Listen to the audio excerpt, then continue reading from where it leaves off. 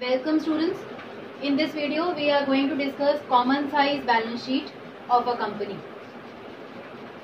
We are given the balance sheets for 2 years, 31st March 2019 and 31st March 2020. We are asked to prepare the common size balance sheet. Earlier we have done comparative balance sheet where we made a comparison between the 2 years. We subtracted the previous year figure from the current year figure and then percentage change was also calculated. But in this, the name is common size. That means something is common, something is to be taken as common. What is to be taken as common in the balance sheet is the total of assets and total of liabilities. What we will do, we will take the total of assets as common and calculate the percentages of all these items on the basis of this total of liabilities. Earlier, for preparing the comparative balance sheet, we were moving horizontally. Now in common size balance sheet, we will be moving vertically. See, what I have done here is, I have made two columns, 31st March 2019 again and 31st March 2020. In the question paper, often a choice comes between comparative statement and common size statement, and children mostly they get confused that which one is to be prepared. They give the heading for common size and prepare the comparative, or the other way around also, they give the heading of comparative and prepare the common size, by which they lose their marks. So you should be very careful, because the hint is hidden in the name only. When it is common size, that means some item common is to be taken so that all the various percentages are taken out. When we are preparing comparative, we are to compare the 2 years. Here we are not to compare the 2 years. 1 year will be calculated as separately. Other year figures will also be calculated as separately. So now what we are supposed to do is, we are going to calculate the percentages of all these items, all these variables, depending upon the total of liabilities. So let's start with share capital. For calculating the percentage of share capital, what I will do, 60 lakh upon 1 crore into 100. This is not to be written here, but it is just for your knowledge. First, we will write here 100.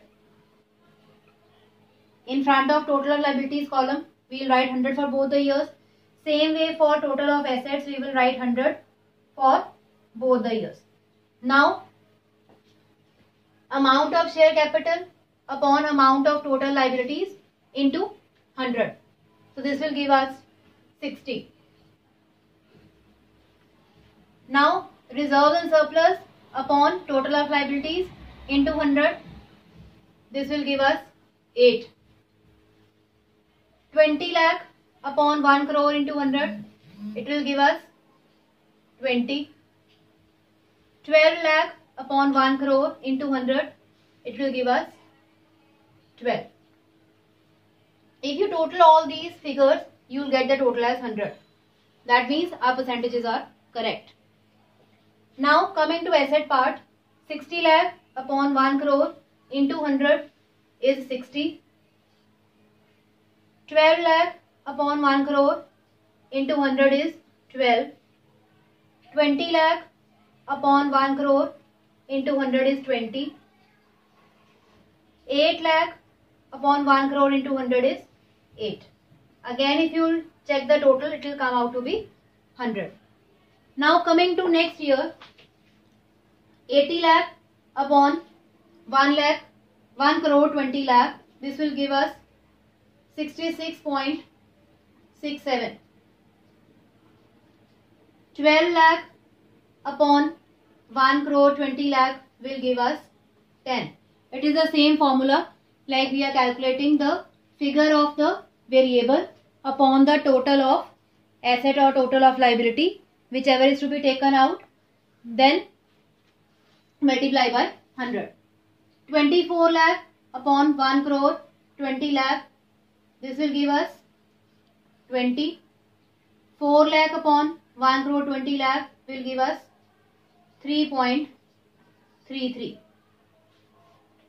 Coming to asset part, 80 lakh upon 1 crore 20 lakh gives us 66.67. 4 lakh upon 1 crore 20 lakh will give us 3.33. 24 lakh upon 1 crore 20 lakh will give us 20. 12 lakh upon 1 crore 20 lakh into 100 will give us 10. Again, if you find out the total, it will come out to be 100. So this is the way how to prepare common size balance sheet. Common is to be taken. Total of asset and total of liabilities is to be taken as common. Year should be kept in mind that when I have to find out the percentages for 2019, I should very carefully pick up the figures for 2019 only.